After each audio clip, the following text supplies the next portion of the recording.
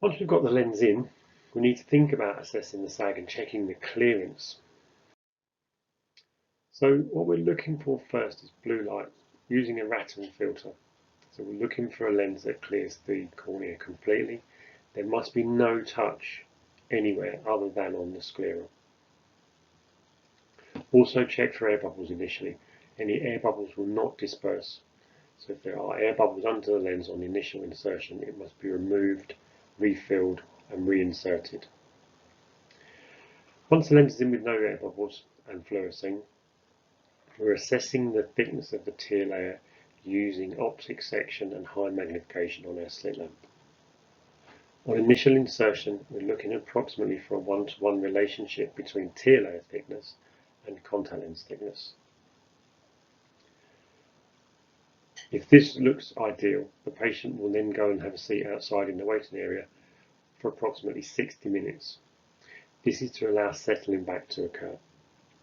The lens itself will settle into the spongy conjunctiva and may reduce central clearance by 60 or 70 microns. Reassess the sag and the clearance after the 60-minute settling has taken place. For those of us that have OCTs, we can also use that to measure apical clearance. As you can see from this slide, the clearance at this point is not high enough. There's only 52 microns of clearance between the apex of the cornea and the back surface of the lens. So we would need to increase the sag of this lens to clear that cornea effectively. Once we've looked at central clearance, we need to assess the limbal clearance. It's really important that there is no touch on the limbal area. This is where the stem cells are that produce the new epithelial cells. So any kind of touch or bearing on this area causes significant issues with the cornea. Have a look with blue light, but then switch on to white light because it's far easier to see the demarcation of the fluorescein with white light. The fluorescence of the fluorescein under blue light disguises the edge of that green layer. So we're looking for clearance all the way around the lens. On this image we can see that dark ring around the edge. That's full and heavy limbal bearing. So it's really important that we lift that off of that area.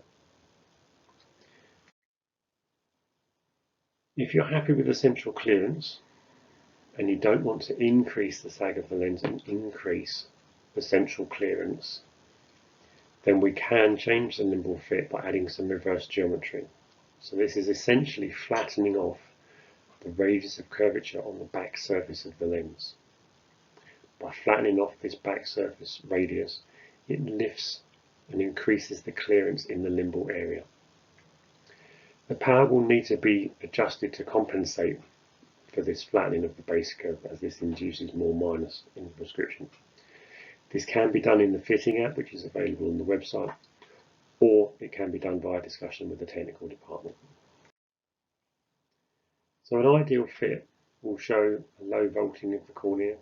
You'll be able to see iris and pupil detail through the fluorescein layer. The edges will look good with no impingement or lifting off, and there will be full clearance from the centre to the mid-periphery to the limbus. A shallow fit, where the sag isn't deep enough, will tend to show central bearing, the edges themselves will lift off, and the patient will not be comfortable. As the name suggests, the Comfort 15 will always be comfortable. If it's not, there is an issue with it. If that sag isn't deep enough, we must remove the lens and insert a deeper lens onto the patient's cornea. So you can see in these images, particularly on the left, there's central bearing, then you have the fluorescein pooling, and the actual edge itself is lifting off, which is shown much better in the white light picture on the right. This will not be comfortable for the patient. They will not be able to tolerate this for any length of time. So remove it and go deeper. Now, a fit that is too deep will be very comfortable for the patient because they will be completely unaware of the lens. However, there will be a very bright layer of fluorescein. No iris or pupil detail will be visible through the fluorescein. There may be some scleral impingement, some vessel blanching, and they may even leave an indentation ring into the conjunctiva itself. If this is the case, remove the lens and insert a lower sag, shallower lens. So these two images show on the left the excessive fluorescein thickness underneath that lens, and you can see on the image on the right there's actually some vessel impingement as that edge is too tight because the depth of the lens is too great. On this OCT image, it's easier to see that excessive clearance. So we have 273 microns of clearance at this stage. With these patients, particularly the post-graft patients that are being fitted with these lenses, oxygen is vital. So over-clearing these patients will induce hypoxia, and this can cause severe issues with those grafted patients. So it's important to maintain the 100 to 150 microns of clearance as an ideal.